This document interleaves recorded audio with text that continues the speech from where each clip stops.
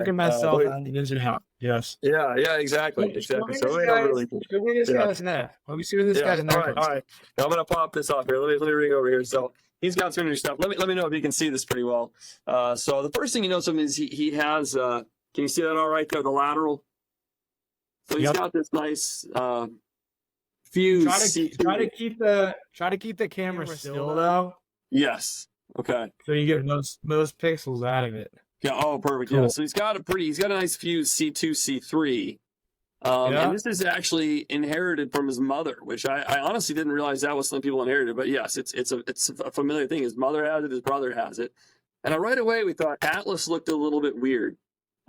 So this film here, I have some a lateral of him going back quite a few years, so I knew he had these structures. But we got a new film. What I thought was interesting about him actually is if I put the cervical curve on here, we get down. It's a little hard to see C7 down here, but he actually has a pretty good cervical curve in his neck, which was kind of interesting.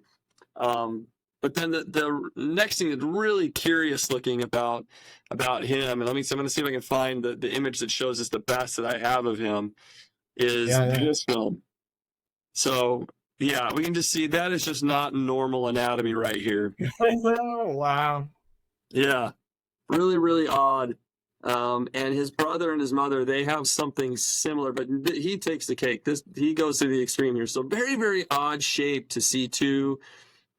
We look over here. I'm going to kind of pan over here. So here we have, this is the vertex, the horizontal that I took right after his accident.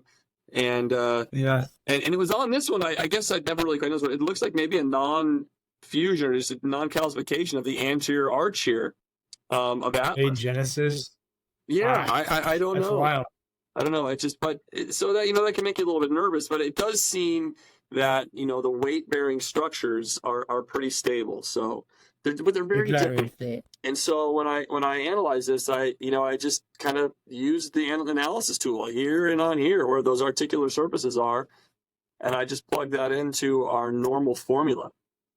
So I'll bring up. You didn't feel afraid. You didn't feel overwhelmed that maybe you should just not adjust this patient, right? Even though they have atypical. I mean, you felt comfortable with Advo that you could deploy and get success. Yep, exactly. I just felt like, hey, you know what? This procedure that we have is it's so gentle. It's so easy on the patient that I can do this without being concerned that I'm going to have any kind of negative effect here with him.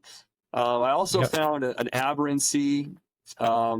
A condylar aberrancy in here that is altering his Atlas listing by about 3 degrees. It brought him from a 5.2 on the right to a 2.2 on the right. I just did kind of the normal analysis that we would do on a patient. And let's see, I can bring up here for comparison. Here's our post over here. So when I measured in the post, I had a nice reduction of that, about down to about 1.5. He'd had a spinous process that was about 7.5 degrees to the left. That's actually slightly to the right now, but a lot better. His lower angle is interesting, but it brought it down. So we still have a little bit of that. The next time he was in, I worked on a couple scalene muscles on the left side of his neck, and just manually got in there and worked the scalenes a little bit, and that really, really reduced some of the tension in his neck completely. So getting his Atlas down and getting some of that tension out of those scalenes, and it just very, very quickly, massive change in how he was feeling. So I'll bring up here. So we've got. How long has he been coming in the office? How long has he been coming in? So this particular accident, I've only seen him, I think 4 times at this point. Gosh. So, and they're coming out. What time period? In the first 2 weeks. So I saw him 4 times the first 2 weeks.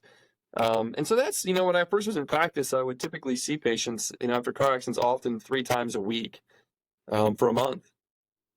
Is he holding? With that type of anatomy, are you seeing an issue with how he's holding? No, he's holding great. Yeah.